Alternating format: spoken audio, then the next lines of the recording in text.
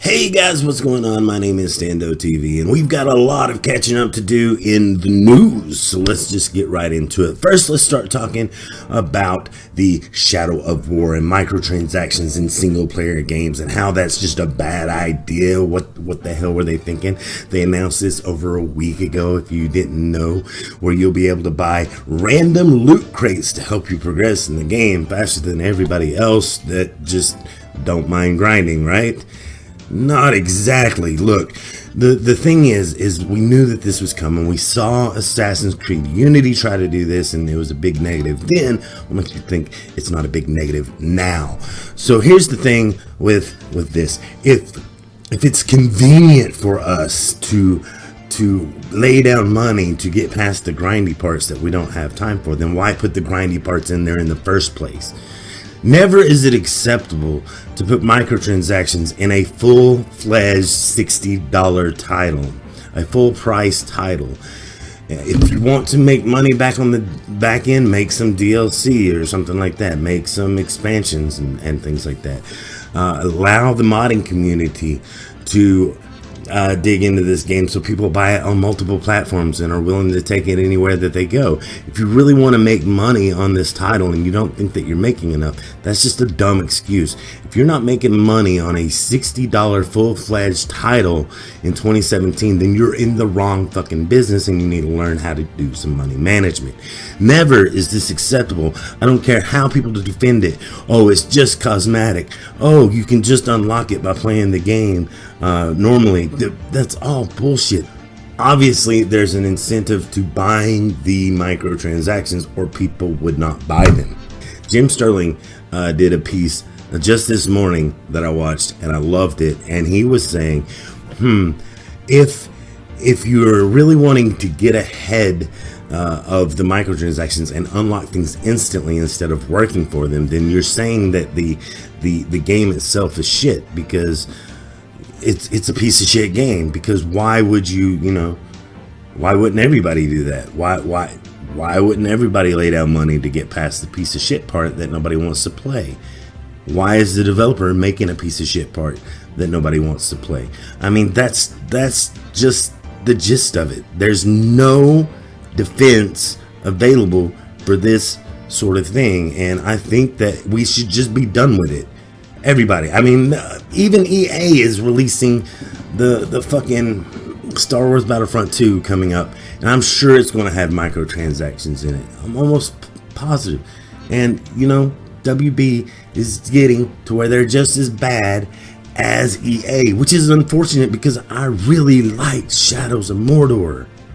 I really loved that game. It was an awesome game. It was an awesome experience. It didn't detract from what J.R. Tolkien done. As a matter of fact, it expanded upon it in an amazing way. And I just think that this is bullshit and that you shouldn't do that. But hey, that's just my opinion. I could rant on this for hours. We've ranted on microtransactions before in the past for end on end, video on video. I'm not going to do that here. I saw this coming a long time ago. I preached about it a long time ago, and it doesn't matter because I don't have the reach that other people have. I mean, even the people that do have reach, like Angry Joe, Jim Sterling, and Boogie, and all these people who have these enormous reach have preached on microtransactions and how they're cancerous to the gaming community, and yet we still dealing with it because people still put money into it. It's just baffling to me.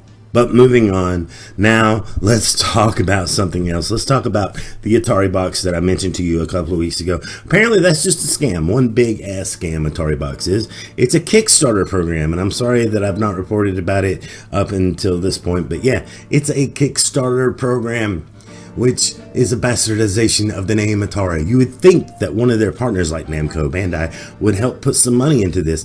If Atari itself is not willing to fund its own upcoming console, that means they have no faith in it.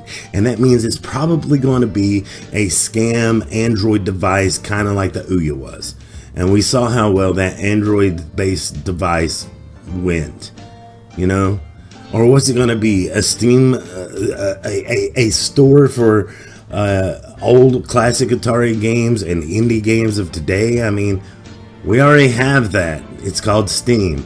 It's called the PlayStation Plus store. It's called the Xbox Live store. We don't need like a box just dedicated to selling us indie games.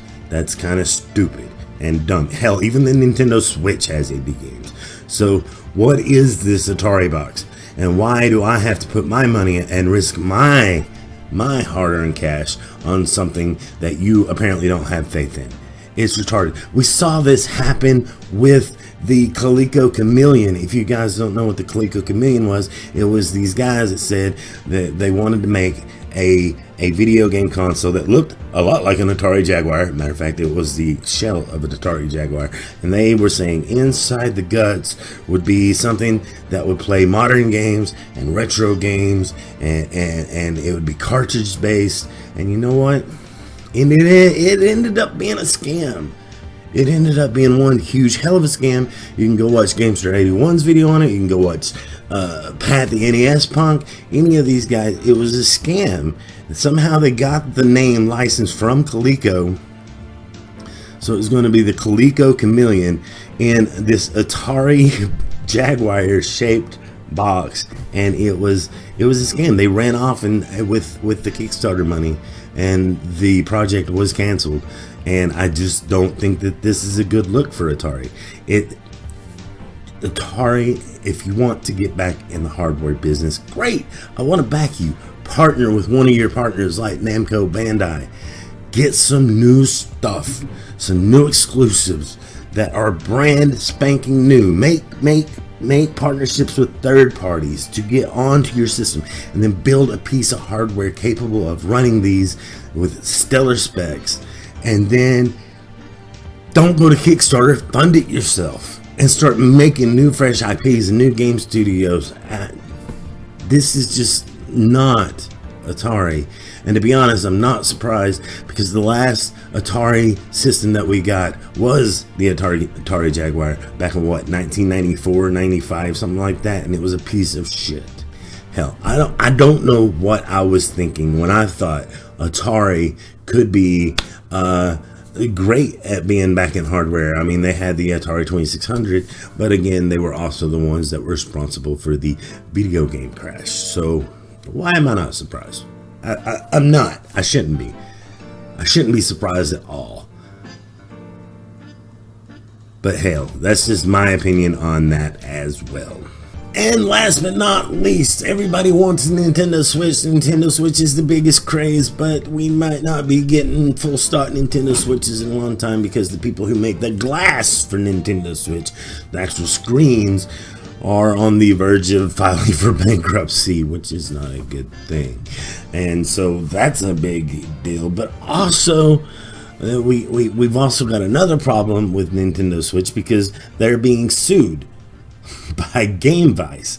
The Game Vice is a controller for tablets and phones and things like that, and they are thinking that they clearly own the patents and the rights to the Nintendo Switch Joy-Con design, and they may be right. However, Nintendo will probably settle this out of court, or maybe they'll try to prove how their controller is different because it's part of the actual console and they were made in tandem together, and that's how, because you gotta remember, Nintendo Switch, Nintendo owns a patent on the Joy-Cons as well. So now you got two people that own a patent, and now it's who developed which patent first, and it's just one big mess.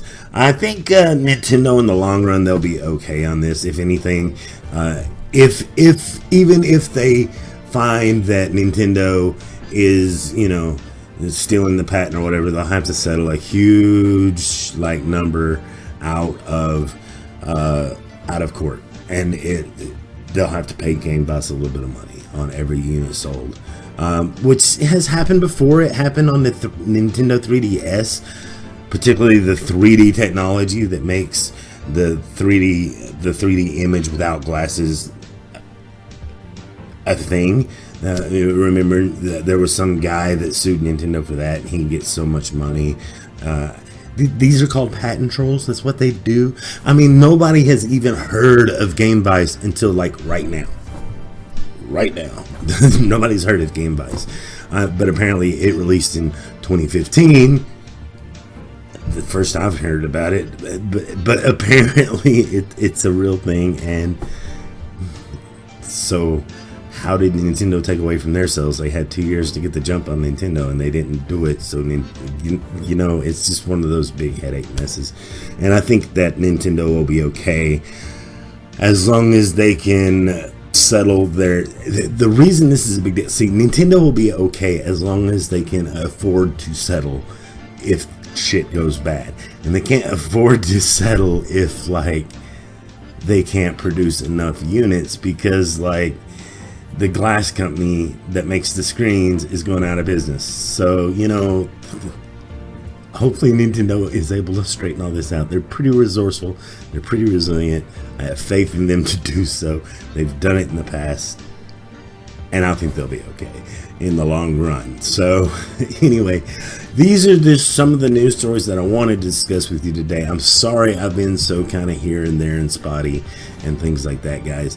Thank you so much for supporting the channel. Don't forget to rate, comment, subscribe down below. Don't forget to check us over at standotv.com, over at Twitter at standotv. Come hang out with us during the Let's Play every day, Monday through Thursday at 4 p.m. Eastern Standard Time, Saturdays at 9 p.m. Eastern Standard Time over on the Twitch channel. Again, that's twitch.tv/standotv. Thank you guys so much for watching. And remember that I love your face, and we'll catch you next time. Have a good one.